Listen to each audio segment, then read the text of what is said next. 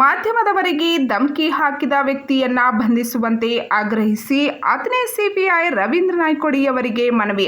ಕಾಗವಾಡ ಕೈ ಶಾಸಕ ರಾಜು ಕಾಗೆಯವರ ಎದುರಿಗೆ ಮಾಧ್ಯಮದ ಪ್ರತಿನಿಧಿಗಳನ್ನು ಮನೆ ಹೊಕ್ಕು ಕೈಕಾಲು ಮುರಿತೀವಿ ಅಂತ ಬೆದರಿಕೆ ಹಾಕಿರುವ ಕಾಂಗ್ರೆಸ್ ಕಾರ್ಯಕರ್ತನ ಮೇಲೆ ಸೂಕ್ತ ಕಠಿಣ ಕಾನೂನು ಕ್ರಮ ಕೈಗೊಳ್ಳಬೇಕೆಂದು ಅಥಣಿ ತಾಲೂಕಾ ಪತ್ರಕರ್ತರ ಸಂಘದ ಪದಾಧಿಕಾರಿಗಳು ಆಗ್ರಹಿಸಿದ್ದಾರೆ. ಬುಧವಾರ ಅಥಣಿ ತಾಲೂಕಾ ಪತ್ರಕರ್ತರ ಸಂಘದ ಪದಾಧಿಕಾರಿಗಳು ಅಥಣಿ ಸಿಪಿಐ ರವೀಂದ್ರ ನಾಯ್ಕೋಡಿ ಇವರಿಗೆ ಮನವಿ ಸಲ್ಲಿಸಿ ಆತನ ವಿರುದ್ಧ ಕಠಿಣ ಕ್ರಮ ಕೈಗೊಳ್ಳುವಂತೆ ಆಗ್ರಹಿಸಿದ್ದಾರೆ.